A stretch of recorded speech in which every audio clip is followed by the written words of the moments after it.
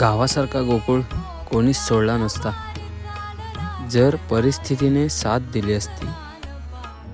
फक्त शरीर शहरात आहे, मन मात्र अजूनही गावातच आहे.